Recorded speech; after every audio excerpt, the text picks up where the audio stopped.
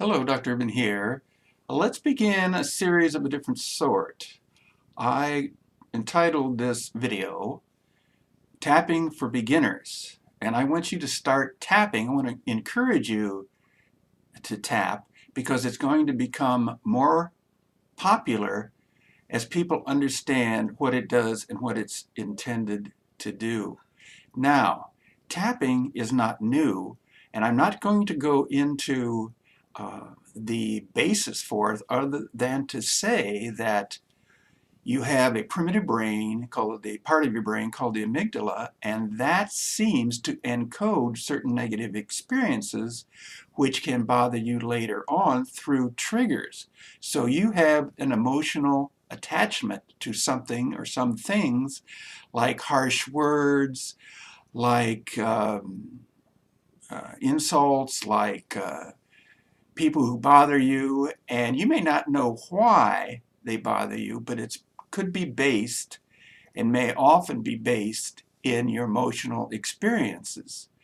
There are other things to emotional experiences. There are behaviors, and there are limiting cultural beliefs that may press in on you and be factors. But we're going to take tapping.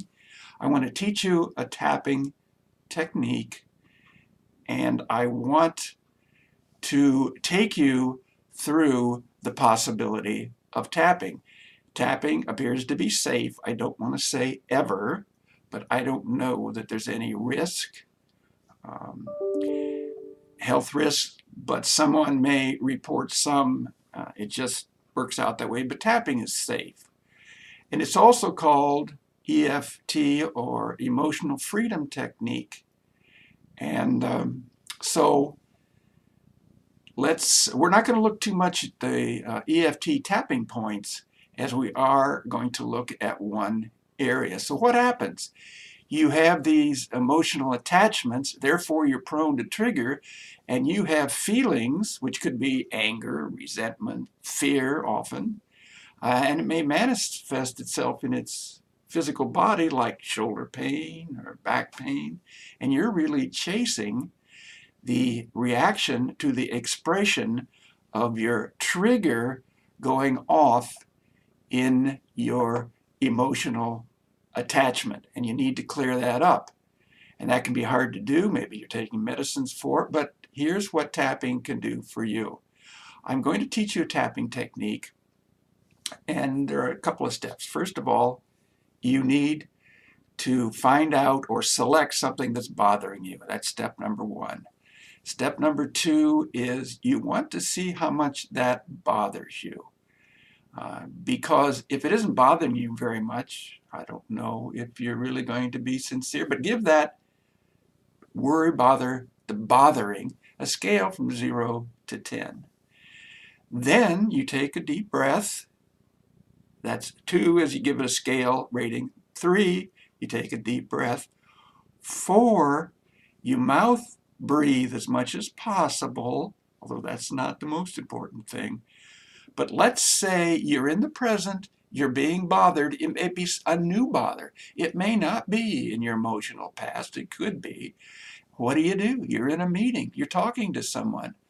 Well, you take your thumb and you can tap on the pulp side of your fingers opposite the base of your nail. You can do all 5. You can do it to the thumb. But if you want to do it out of sight, you can just drop your hand. I'm doing it now. So this is the tapping technique that I wanted to talk to you about. So what I want you to do is give it a try. Take on things like maybe you want to fast a meal and you don't feel comfortable. Well, there may be a reason why you're not feeling comfortable. Tap it and see if you can't get rid of it or diminish or help you with fasting. Say there's a relationship. Now, there are people that are expert practicing tappers. The genre says that it's better to be specific, try to find out what specific trigger is bothering you. There are probably more than one. And if you don't clear up all with one tapping, you go and retap. But that's going deep. You can go wide. I want you to go wide with this tapping. You're just in a meeting. Maybe you think you're going to be called on, or maybe you're about to take a test or taking a test, and you're in a little state of panic. Tapping works well for panic, by the way. So you begin tapping like I'm doing here.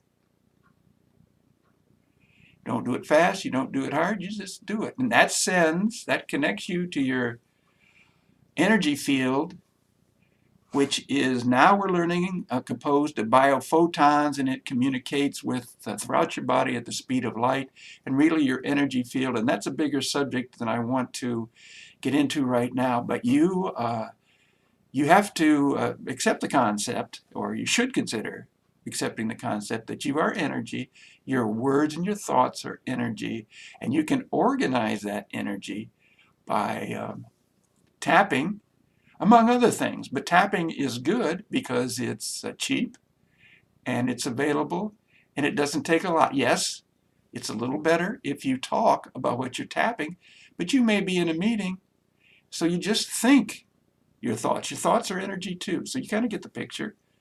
Subscribe to my channel. Start your tapping, and this is tapping for beginners. So let's get you started. You can have, if you have, for example, adolescents that are kind of prone to control issues or emotional issues, we might introduce that to them. And so subscribe to my channel. More videos are coming, and that's it for tapping.